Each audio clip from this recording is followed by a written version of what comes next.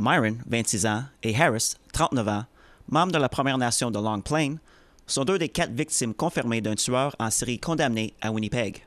Elles ont été assassinées entre le mois de mars et de mai 2022. Mercedes Myron et Morgan Harris vont retourner chez eux, chez leur famille. Et pour moi, ça signifie quelque chose de très important, c'est-à-dire que le Manitoba et puis le Canada ont, peut-être avec beaucoup de défis, ont fait la bonne chose pour ces familles. Les restes d'une autre victime, Rebecca Comtois, ont été retrouvés en juin 2022, dans la décharge de Brady Road à Winnipeg.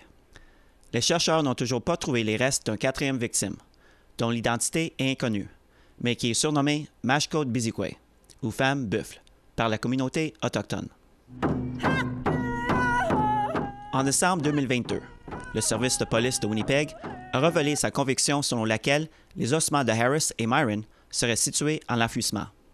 Cependant, évoquant les risques pour la santé liés à l'amiante, ils ont refusé d'entreprendre des recherches. Le précédent gouvernement provincial du Manitoba s'y opposait pour la même raison. Pendant tout ce temps, les familles des femmes et leur communauté ont plaidé sans relâche en faveur des recherches. We're not asking, we are telling you that this needs to be done. You will search the landfill, and if you will not, you will hand me the shovel and you will hand me the hazmat suits myself, and our community will go in there and retrieve our woman.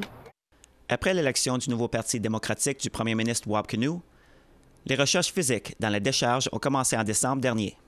Il a fallu environ 3 mois pour retrouver les 2 femmes. Dans un message posté sur Facebook, la fille de Morgan Harris, elle, affirme que la douleur n'était pas nécessaire pour les familles. Il n'était absolument pas nécessaire d'infliger tous ces traumatismes, de s'épuiser, de se battre et d'implorer constamment le retour de ma mère et de Mercedes à la maison. Nous n'aurions pas eu à endurer toutes ces souffrances si nous avions écouté dès le départ, au lieu de nous démolir à chaque étape et à chaque seconde. Le premier ministre du Manitoba, Wab Kinew, affirme que les recherches se poursuivent et que des restes humains et d'autres éléments importants continuent d'être trouvés. La fouille du dépotoir continue aujourd'hui à cause du fait qu'on continue de trouver des choses importantes. Alors, ça se peut dans une semaine ou 2, quelques semaines peut-être, qu'on prendra une décision vers l'avenir de cette fouille. Mais pour aujourd'hui, ça continue. Et puis, toutes mes pensées et mes prières sont avec la famille de Mercedes Myron et puis, comme toujours, la famille de Morgan Harris. Un reportage de Sav Jonza, Nouvelle nationale d'Op-Étienne, Winnipeg.